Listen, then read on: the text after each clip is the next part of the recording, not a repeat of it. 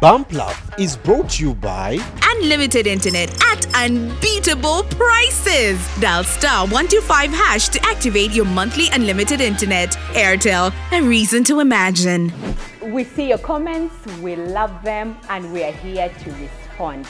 We call this our XOXO. Yo, we love you. Hugs and kisses back to you, our viewers. So ladies, who is ready to respond to our first comment? I see you ready, chicken. What it hasn't done to you. Okay, I'll go first. This comment I got from the show where we're talking about the things to normalize, but the parent edition, things to normalize about parenting and motherhood. Yes, so this comment was made by Olivia. Thank you very much. And she says, mothers and dads, normalize apologizing to your children. This saying, omuzadde tasobya, is a 100% lie, and it cultivates toxic parenting. Parents should ask kids if they are parenting them well or if they need to improve in some areas. So regular parent-child check-in. This gives the child and parent a healthy relationship. And I want to say I 1000% agree. Yeah. Yes. Right. Yeah, I feel like we are in an era, and of course the way we grew up is very different from what Olivia is suggesting. We're in an era where we are more open, deliberate about having conversations with our children.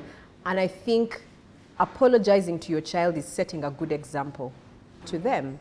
We've talked about this on this show countless times, that our children learn through observation. But the point is, many times, there are times when you snap at your children. They've done something, they're just being children. They're jumping up and down, yelling, pulling things, blah, blah, blah. And sometimes I'm just not in the mood, so I will snap. I'm not going to apologize right there and then because he might think what he's doing is okay. Yeah, so, but after a while, I'm going to call him back and say, look, Micah, remember the other time when you were playing, blah, blah, blah, I yelled at you. I'm really sorry for shouting. And he'll be like, Mommy, it's okay.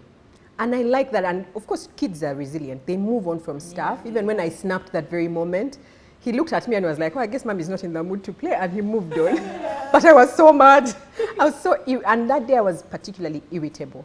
So I think it's very important to demonstrate to our children some of the things that we want to see in them. And if it means coming down to that level and saying, I messed up, I am sorry, then do it.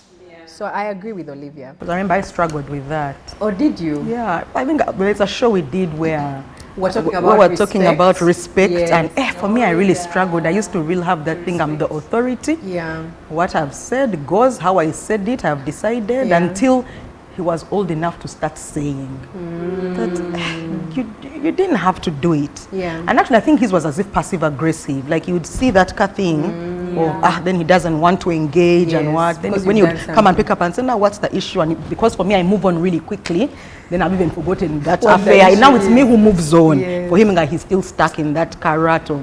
He didn't feel good about something. So I had to learn as well. For me, it's something I remember I had to learn. It wasn't innate. I wonder what happens when, I will apologize. I don't know, I don't think I ever catch myself doing the wrong thing and then therefore I apologize. But they do tell me, and they are open, and they'll, tell me, Mom, I think what you did, or how you did it. And so I will apologize. But I have challenges because the one who makes me apologize, why should I apologize? And I struggle because, because I'm doing this to emulate, for me to show her. But it's she learning.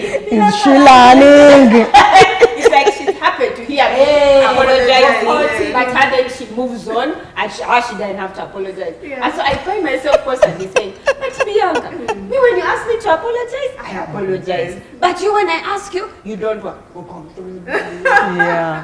Pulling her mouth. And I'm like, sometimes when that happens, I'm just like, is the lesson going? Is it not going? Like, is it hitting home? Oh Lord. Does she feel in her mind that Mommy has not really apologized well, therefore she has not apologized? But so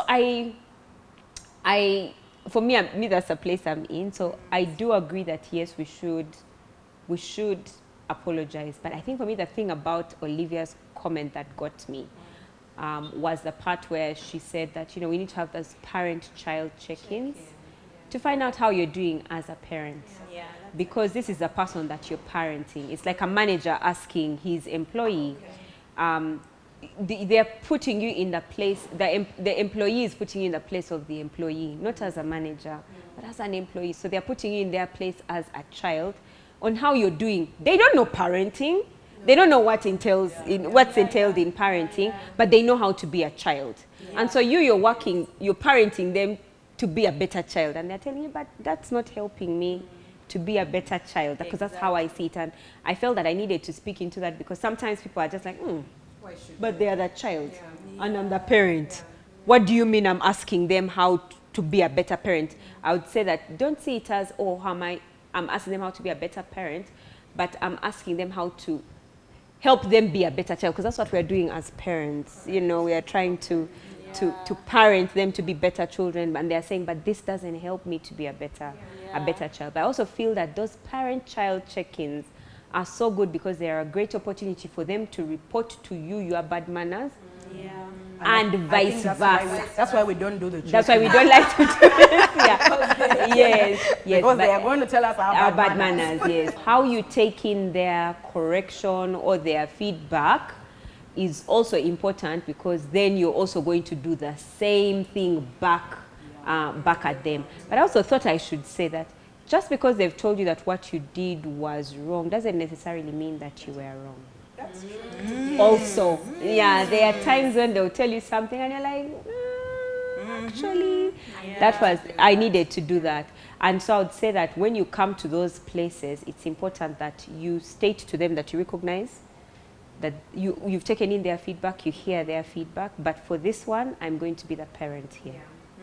And, kind of like set your foot and say, I hear you, and I feel bad that you felt that way, but I need to be the parent here, and so this is how we're going with this. But that doesn't mean that tomorrow you don't give me more feedback or whatever. We have a show on what? Authoritarian versus?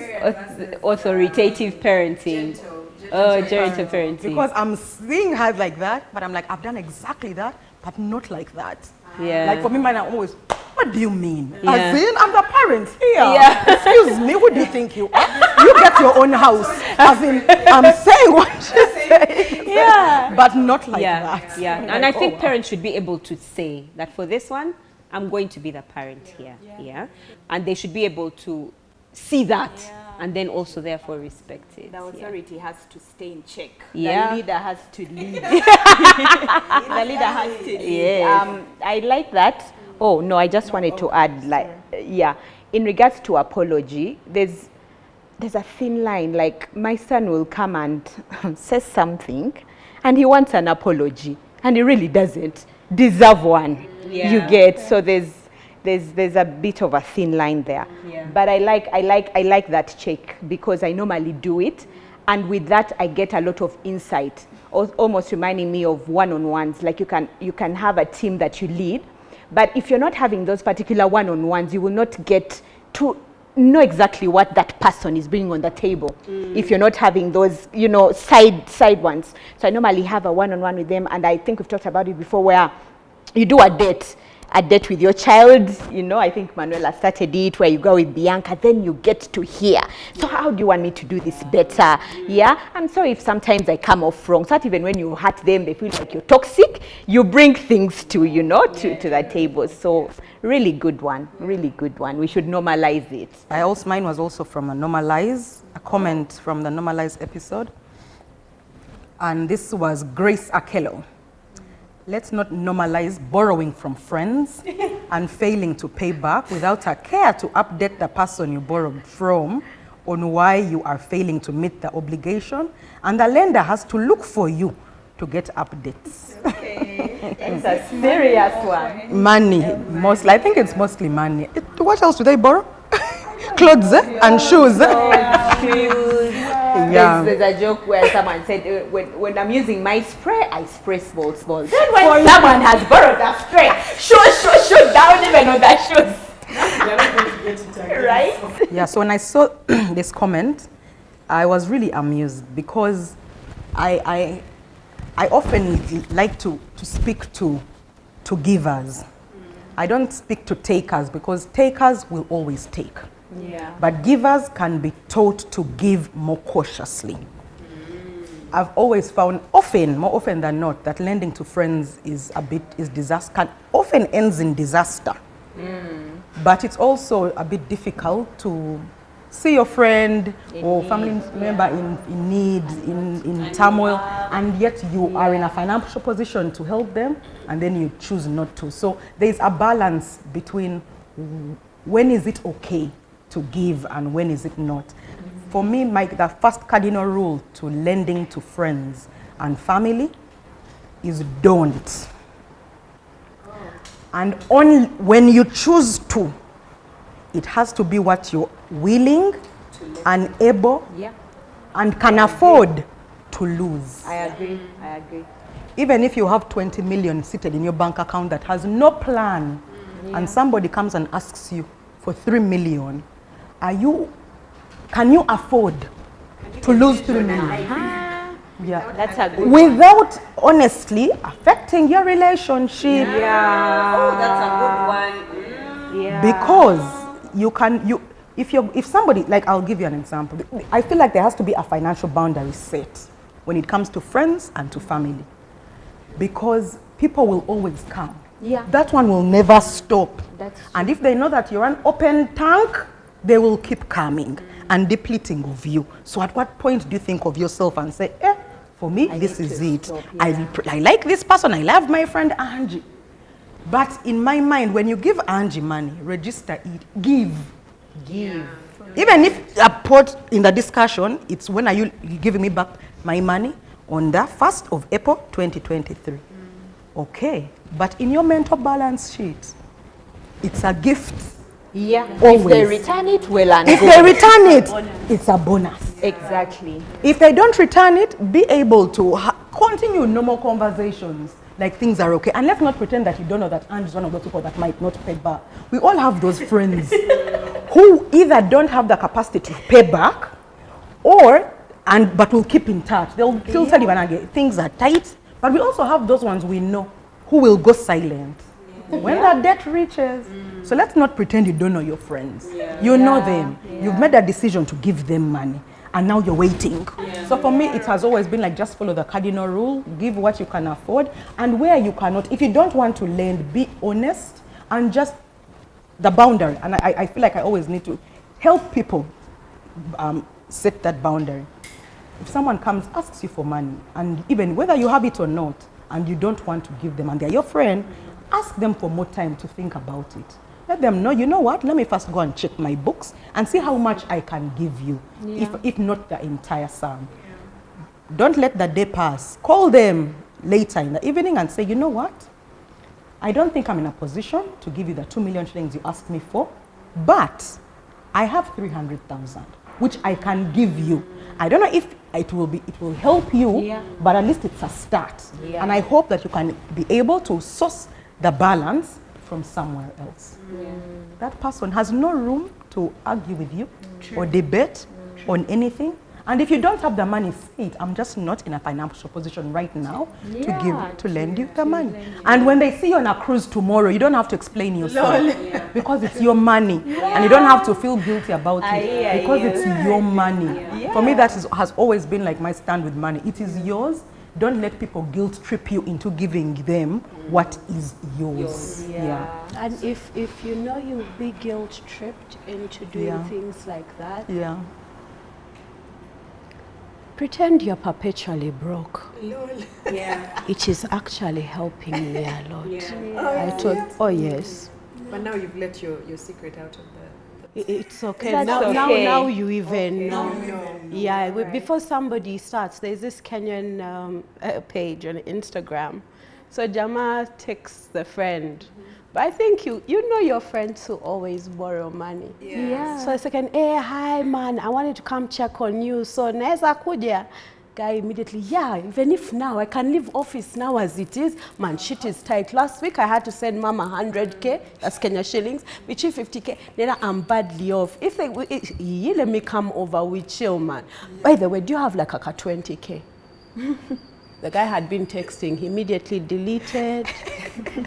That's so smart. You saw that? Yeah. That's When so all smart. fails, be broke. That's so smart. And if you've already sent them, so if you've already given, maybe now you're in a position where now the money has gone, now what can I do? I really need my money back. Then have a conversation with them and set out a repayment plan that is flexible and convenient for all parties concerned. Until now it has happened. But if the repayment plan does not bear any results, now what can we do? Actually, with time, I've learned to do exactly what you've talked about, and it gives you so much peace because you're not even thinking about this money. For some reason, you've forgotten. If they bring it back, well and good. You're not triggered that the date has passed and they haven't called you. You're kind of kawa. Because you've set money that you're comfortable losing in case they are not paying you back. But the other one of, you wanted 10 That million? of 10 million, let Well, me I give can you 10 million. Let me give you one, and I don't need it back. Yeah, and you know, and that one you do mostly for those ones, the ones who you know are constantly borrowing. Those people never come back. Those ones now will tell them, I've given you because it is what I have. Someone can't come back to borrow money from you to give it back when you've given them, and they are not. They can't be back because they'll have that thing of now when I go and ask, they'll give me again. That thing really helped me with a particular relative of mine. Like they kept begging and begging. When I gave them, I'm like, okay. No, actually, they came to borrow. So I gave them. They come to borrow, you just and I was give. like, well done. Thank you for not returning. Cutting kuonye. Yeah, he didn't come back. Whenever you find you're in a situation where you need a clever answer and you don't have it, go home and craft your answer so that every time it happens, you have an answer and you can, you can communicate it sufficiently and properly. So I'm glad to say that because I felt like, oh, I need to say this to the audience. Please always, even when you know that, let's say for example, you are on the heavier side of the scale and you're trying to lose weight and and then they come and tell you, oh, you're fat, have your answer. Like, don't be found asking yourself, oh, I wish I had said, I wish I had.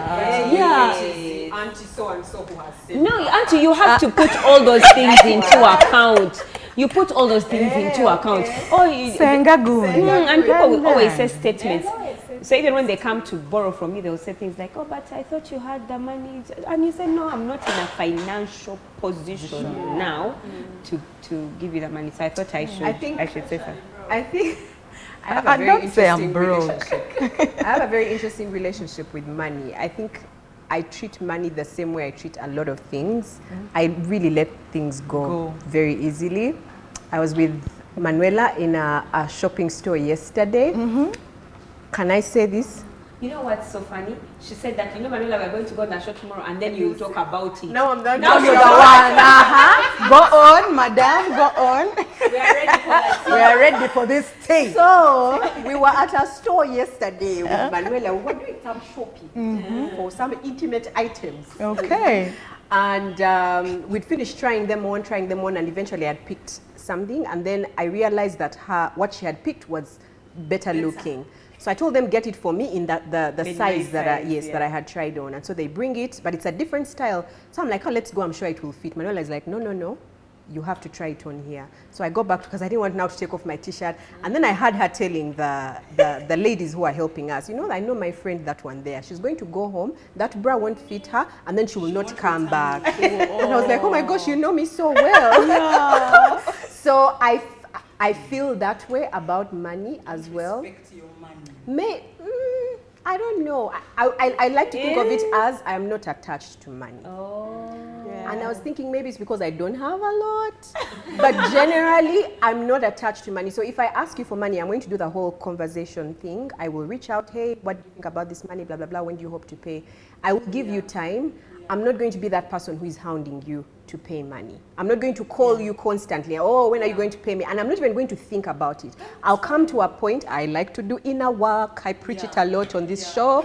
I will tell myself, Rachel, are you okay losing this money? Do you want to maintain that relationship? Go ahead and maintain it. Are you okay with the money being gone? I'm like, yeah, I'm cool. and I will be okay. Yeah. I'll be okay. Because I find that by the time somebody comments and puts a comment out and says, normalize this, they're really hurting. Yeah. Yeah. And I guess the relationship has been injured to an extent Yeah. where it's like everything has failed. Every avenue has failed. But let me go to Bump Lab. Yeah. Tell them, you know, like, let's. So please go ahead and have the conversations. But if you can't, just move on. Money comes and goes. Banangi, it is here today, tomorrow. Rachel, I was absolutely like you. I pray I stay this way because. Yeah. It looks like there's a story. There's a story here. Yeah, there is definitely a story here. Tell us What happened? What happened? Yeah, Present many. continuous. Or past- yeah, past no, past, but it happened so many times, and because people know, I'll give it to you, but they just assume that you don't need it back, and then me, I forget. After I give you the money, I forget. So Coco would be like, but you see that one is asking you for money again. She didn't pay. I'm like, You had forgotten. completely. Now that one has gone. But now, because once again this year I'm working on my financials, I can't say no to somebody who needs money. So now for me, I am perpetually broke. Even if you see me tomorrow on a cruise, which you will, I am always. So you make up a story of she said she's broke, but she's not living a broke life. Yeah. It's her money. No, yeah, I also feel that I grew up not having. So anytime anyone asked, I just didn't have. I honestly didn't have. Then even when I had, I didn't know that I had, so I didn't have. I'm telling you. It just continued. I so used to know, and then I also feel like people also around me knew that Baby, she doesn't. she didn't have, so why disturb her? People, they respect your brokenness. Yes, they do respect your. So I hear you when you say that. I'm like, is that why?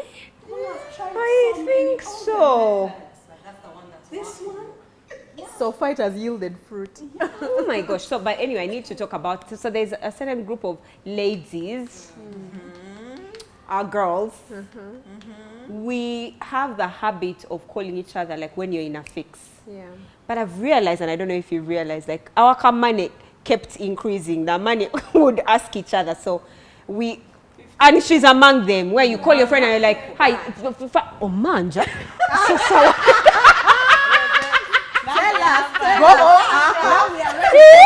I paid all my dues. You continue that story. I paid. But we have this internal thing, and it started off like with 3K, 5K. But that you on campus who are so young, so young, long ago. Those years. So we are the same clique, and we just say, send me call quickly. I'm in a fix, send me call. Says, so it has increased. And I remember there was a meeting we were having recently, and we're like, no, we have to up the game. So we actually had made an internal agreement within each other that we can now reach this amount of money. X amount. I'm not going to say the amount. You leave it away. 10 million. From 3K, 5K.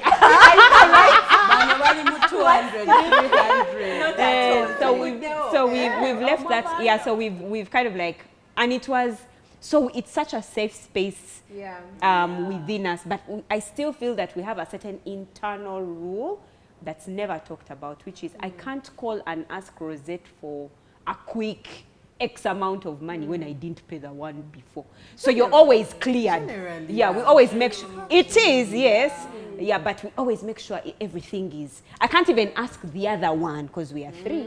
I can't even ask her if I haven't finished paying Rosette. So I have to make sure that I have paid Rosette. And yet also at the same time, it's within us, and it's usually when you're in a some fix. financial planning? No, it's usually when you're like in a fix. It seems to be a group for lending and giving and borrowing.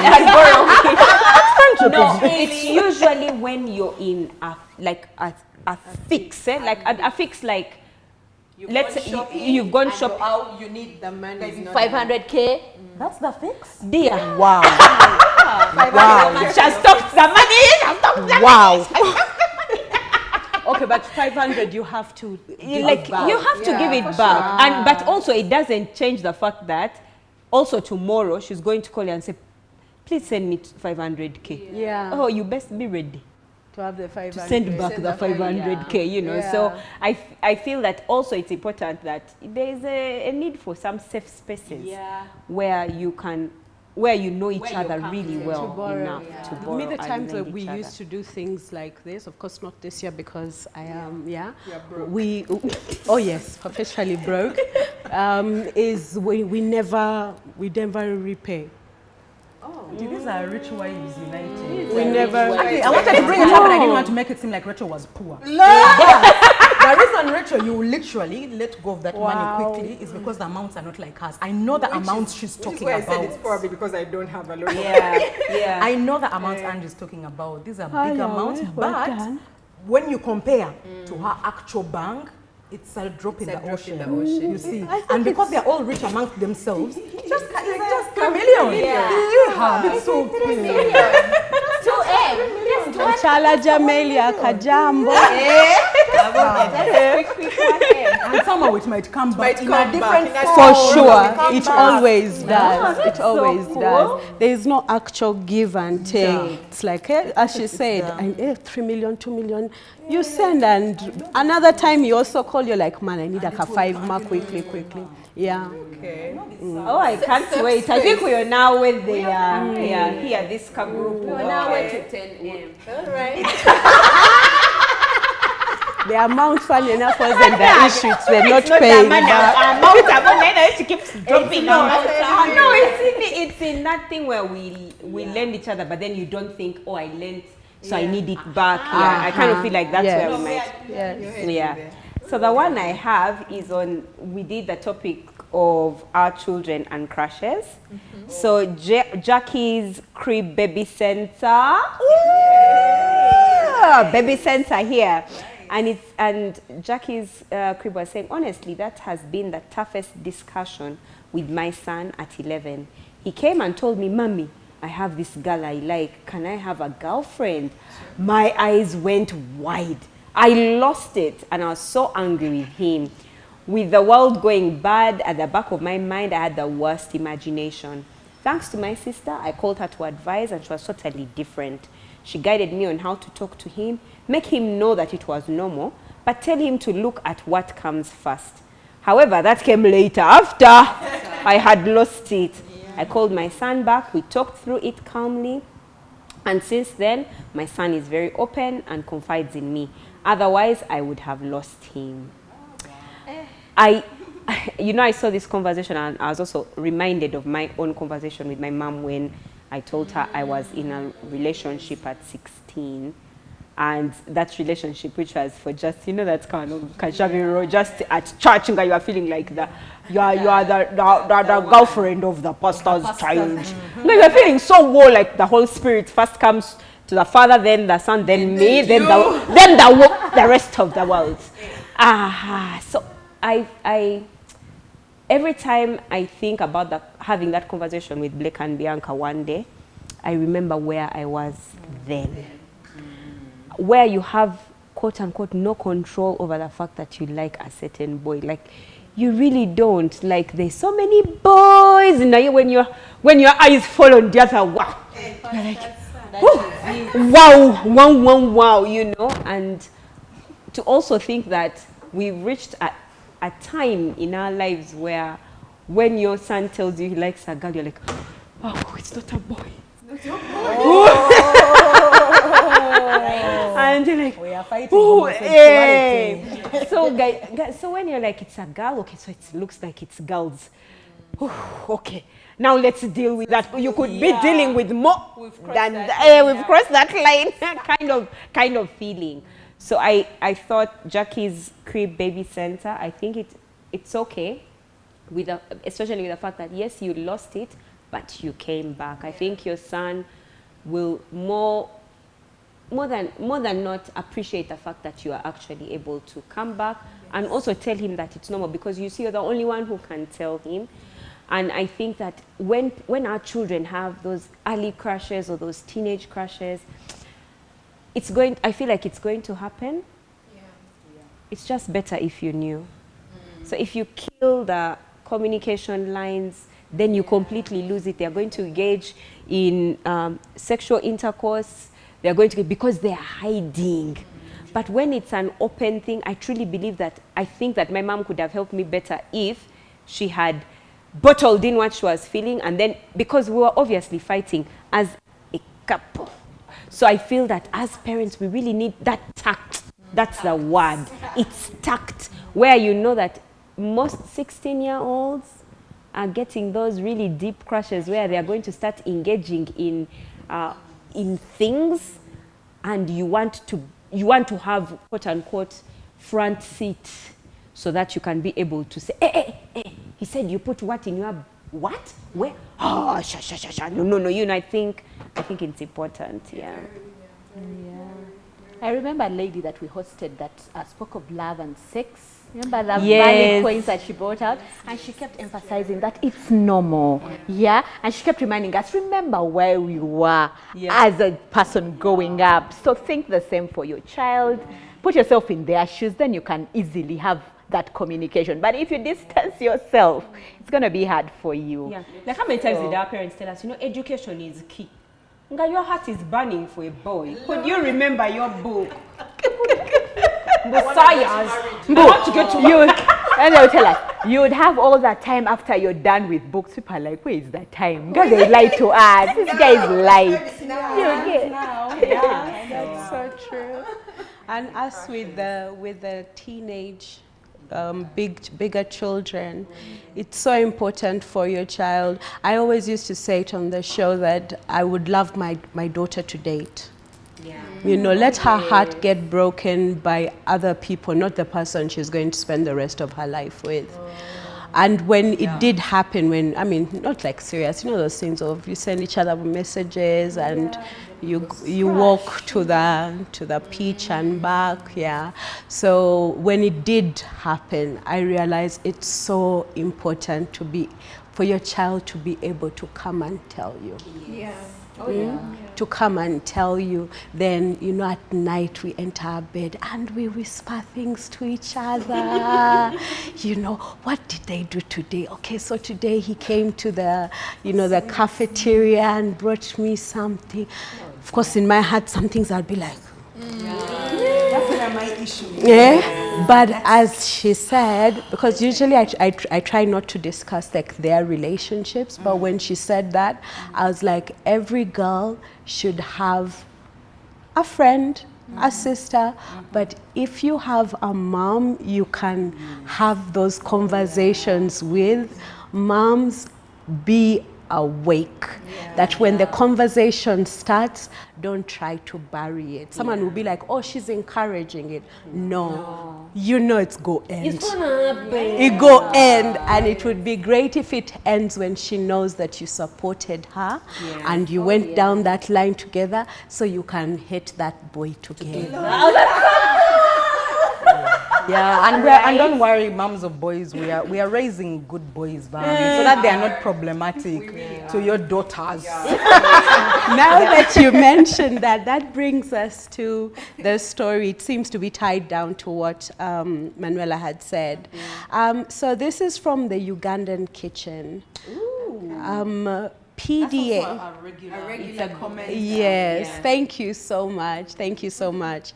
So it's about public display of affection. So to me, it is shameful. In my opinion, love can be shown in different ways for kids to learn and also to understand, like holding hands, feeding each other, respecting one another, and the like.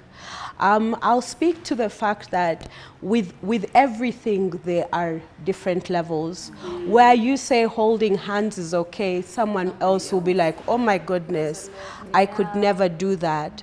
But whichever form of affection that you have, I think it's important to show it as much as often so that these children are able to mimic.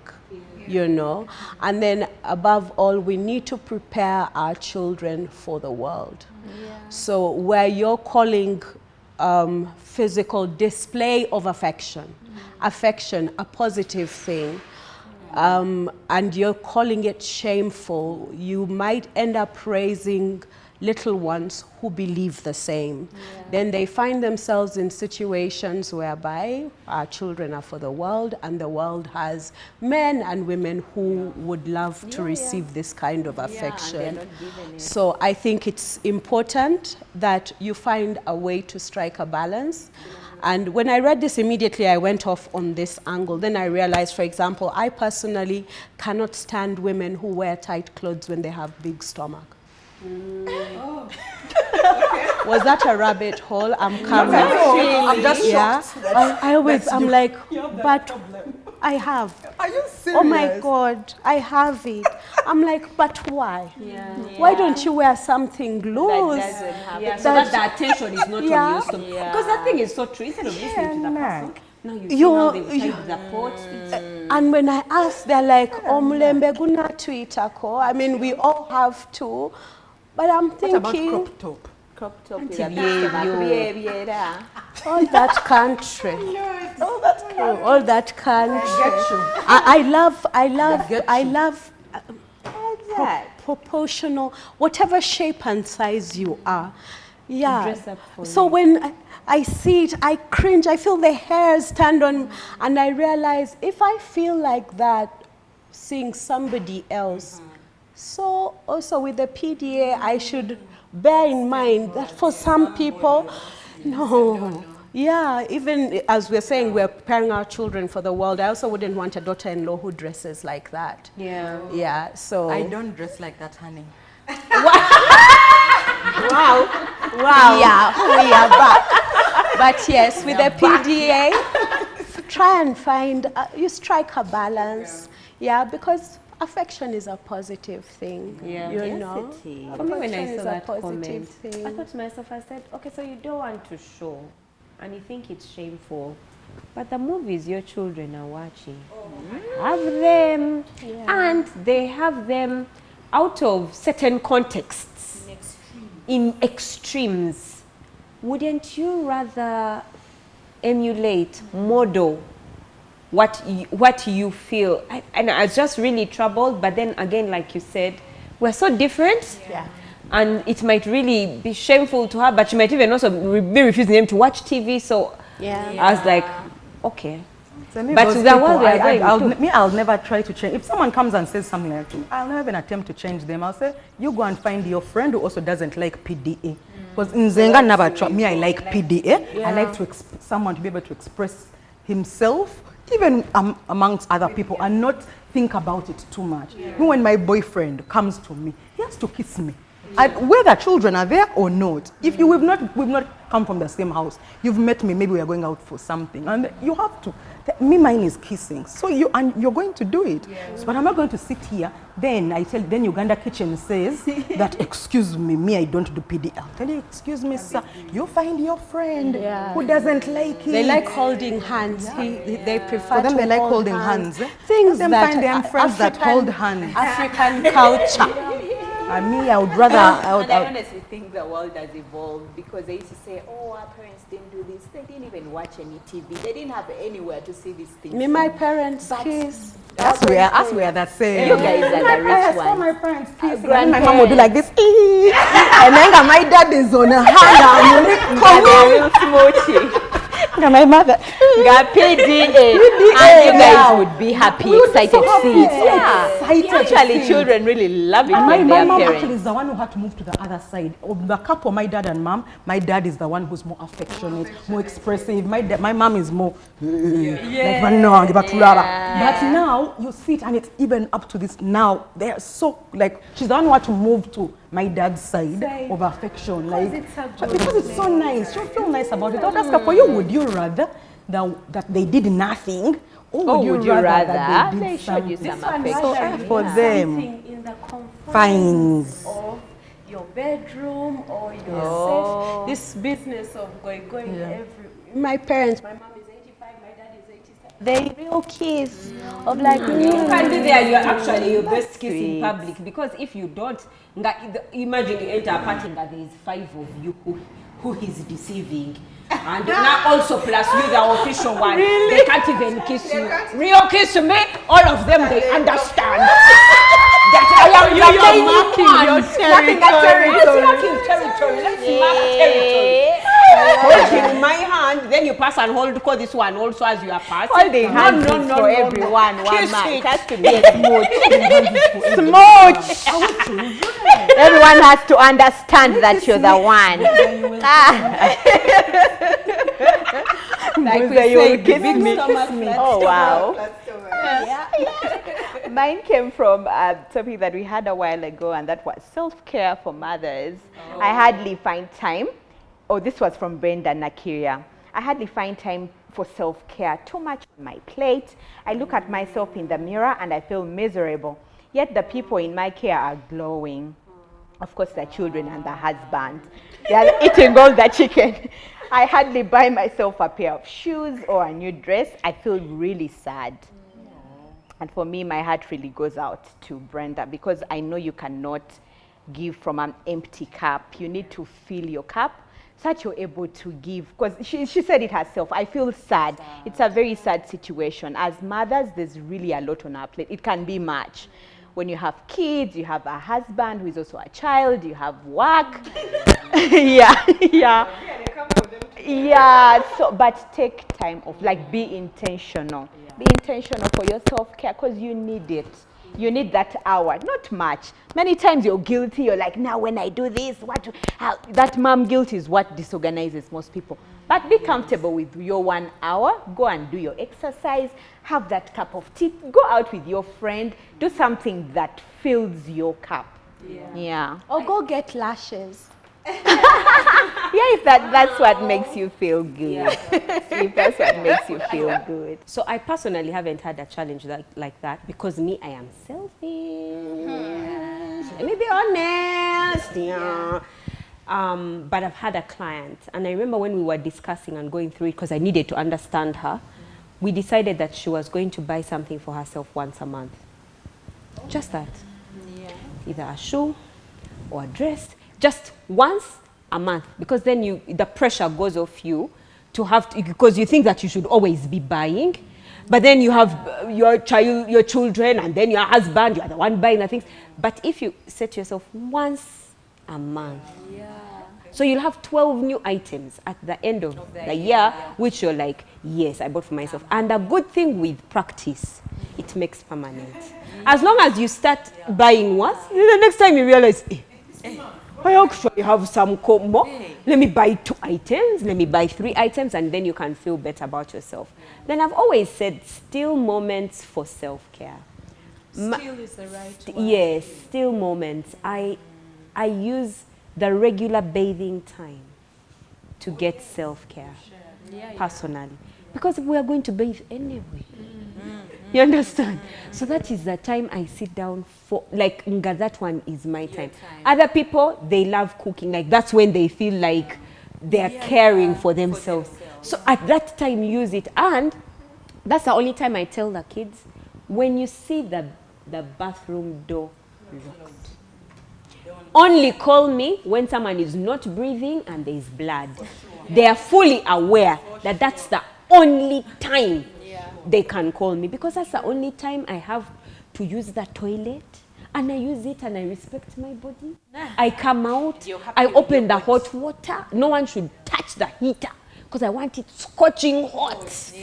Then you shower 3 times, because I'm showering the bad manners of the day, the bad fumes, the bad, like, you understand? By the time I come to lotion my body, I'm just, and I pray over my, like, that's that time for me, and it happens every day, because we are going to shower every day anyway. So that's the moment that I steal. So I would say still some moment, some time there which you can use I love that you have for the yourself. luxury to do that when you're going to bathe, because many times we are rushing. No, it's because also many of you are bathing during the day.